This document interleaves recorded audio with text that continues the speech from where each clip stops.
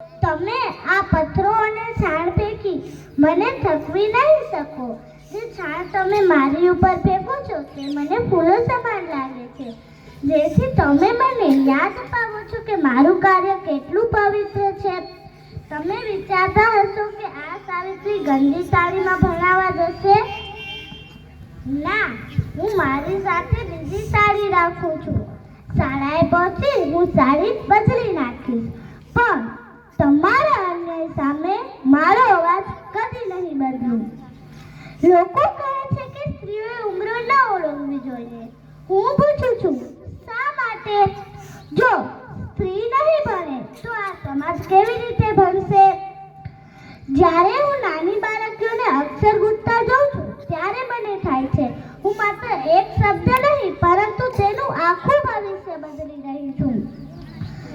અરે, અજ્ઞાનતામાં સૌથી મોટો શત્રુ છે. જો તમારા હાથમાં કલમ હશે તો કોઈ તમારું શોષણ નહીં કરી શકે.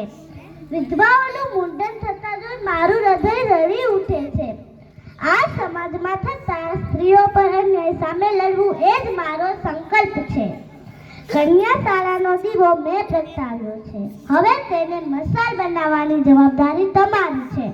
ભણો, ગણો અને સ્વાભિમાનથી જીવતા શીખો. સત્યમેવ જયતે.